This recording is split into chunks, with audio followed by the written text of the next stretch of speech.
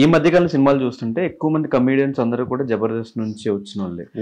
జబర్దస్త్ నుంచి వెళ్ళి అక్కడ కూడా ఒక ట్రైల్ వేసి అక్కడి నుంచి వెళ్దామని ఏమన్నా ఆ డైరెక్షన్ లో ఆలోచించలేదు?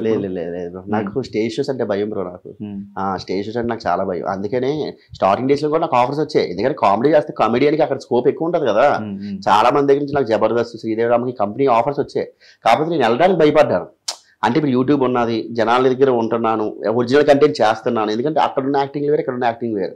సో దానివల్ల భయంతో నేను వెళ్ళలేదు. అండ్ వన్ మోర్ థింగ్, నేను అనుకున్నాను కానీ ఇక్కడ మంచి పేరు వచ్చింది. అది కాకుండా చెప్తాను కదా, సినిమా ఆఫర్లు వస్తున్నాయి, చిన్నమో పెద్దవో ఒకటొకటి వస్తున్నాయి, చేసుకుంటూ వెళ్తున్నాను. కాకపోతే నాకు అవి వర్కౌట్ అవ్వట్లేదు.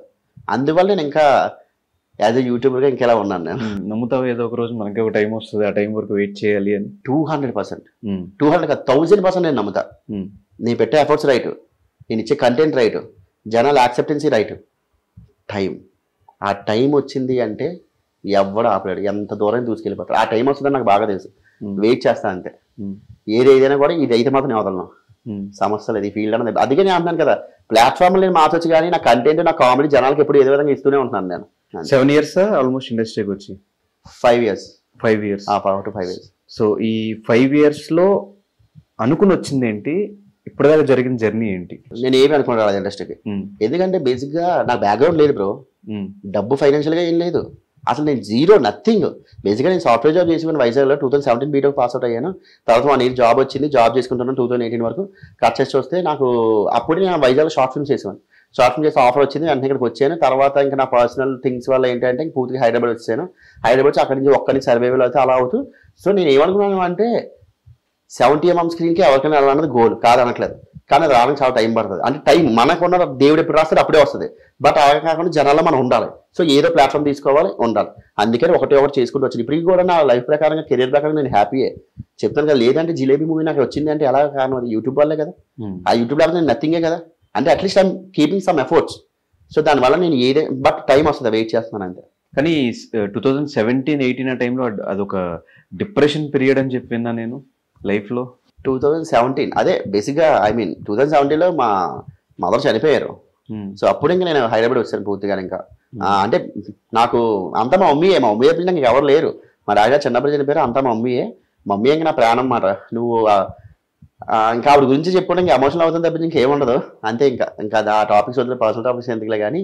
సో అంతా మా మమ్మీ అంతే. కానీ వాల్యూ అనేది ఒకళ్ళు లేనప్పుడే తెలుస్తుంది అంటారు కదా. ఇప్పుడు మదర్ గురించి ఈ మధ్యకాలంలో చాలా ఇష్యూస్ చూస్తే, అనాథాశ్రమంలో జాయిన్ చేసేయడం కానీ, ఊరికి ఇంట్లో వాళ్ళ మీద చిరాకు పడిపోయి మదర్స్ మీద చిరాకు పడిపోవడం కానీ, ఇవంతా చూసినప్పుడు ఏమనిపిస్తుంది బ్రో?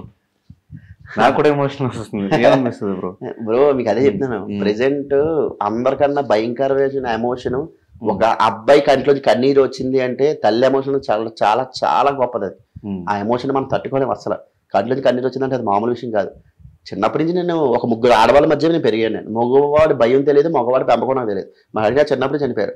మా మమ్మీ, మా అక్క, మా బాప అంటే మా డాడీ వాళ్ళ చెల్లి, వీళ్ళు 3 మధ్య చిన్న అత్త. చిన్నప్పటి నుంచి నా బీటెక్ అయినంత వరకు ఆ 3 మధ్య పెరిగాను. సో నేను చాలా ఆకదాయిగా ఉండేవాడు. లైఫ్ మీద సీరియస్గా ఉండేవాడిని కాదు. ఏదో ఆడుతూ పాడుతూ ఇప్పుడు మీ వీడియోలో ఎలా చూస్తున్నారు అలాగే ఉండేవాడిని. కానీ మా మమ్మీకి ఎప్పుడో భయం ఉండేది, వీడు ఇప్పుడున్న సొసైటీలో వీడు ఎలా బతుకుతాడు, వీడేమో ఆకతాయిగా ఉంటాడు, పెద్ద సీరియస్నెస్ ఏమి ఉండదు. అండ్ వన్ మోర్ థింగ్, మా మమ్మీ పెంచిన విధానం కూడా అలాగే పెంచింది.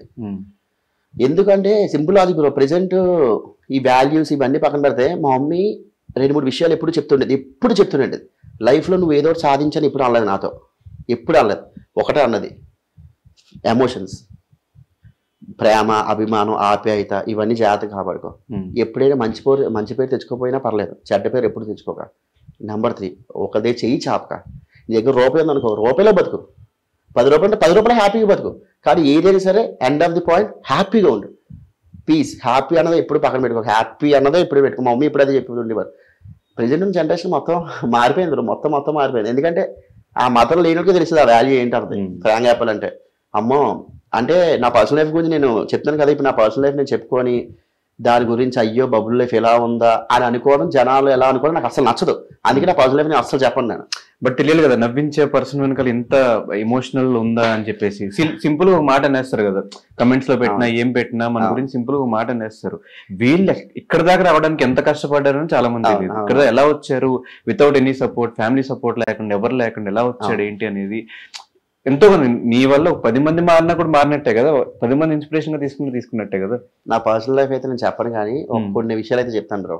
నేను అనుభవించిన ప్రకారంగా లాస్ట్ 6 months అయినా కానీ, లాస్ట్ ఈ ఫ్యూ ఇయర్స్ అయినా కానీ, నేను ఇన్స్టాగ్రామ్ ప్రకారం, యూట్యూబ్ ప్రకారం జనాలు అందరూ తెలుసు, కానీ నా పర్సనల్ లైఫ్ ఎవరికి తెలియదు. అందరూ ఏమనుకుంటారు, బబ్బులు కేటహే సూపర్, ఆడికేటహే నవ్వుతూ ఉంటాడు, ఆ లైఫ్ సూపర్ అని అందరూ అనుకుంటారు. కానీ లోపలికి అదే తెలుస్తుంది, ఆడి బాధలన్నీ ఉన్నాయి.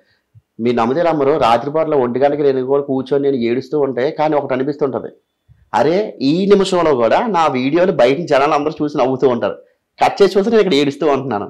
నా పర్సనల్ లైఫ్ వల్ల ఏదైనా సంథింగ్ ఏదైనా కానీ. సో ఈ బాధలు ఎక్కువ వచ్చేస్తుంటాయి. నేను ఫైనల్గా ఒకటైతే చెప్తాను బ్రో, ఎవరికైనా సరే, మీకైనా సరే ఒకటైతే చెప్తాను నేను. ఒక 2-3 విషయాలు మనం ఇప్పుడు జాగ్రత్తగా గుర్తుపెట్టుకోవాలి ప్రెజెంట్ ఉన్న జనరేషన్లో.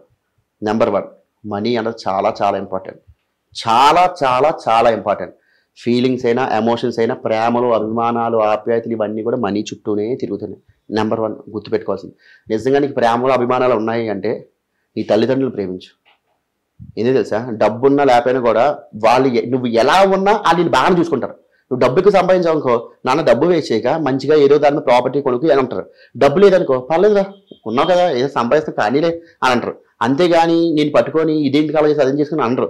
కానీ అదే నేను నమ్ముకొని వచ్చిన ఎవరైనా భార్య కానీ, పిల్లలు కానీ, లేదా అన్నజమ్ములు ఎవరైనా సరే ఈ చుట్టూ తిరుగుతాయి, ఆ ఎమోషన్స్ డబ్బు చుట్టూ తిరుగుతాయి. సో ఫైనల్ నేను చెప్పేది ఏంటంటే, ఓన్లీ డబ్బుని నమ్ముకో, డబ్బు ఉన్నది అంతే, ఇంకెందుకు నేను చెప్పలేను. ఇంకా ఎమోషనల్ అయిపోతుందని చెప్తున్నాను కదా. సో అది. సో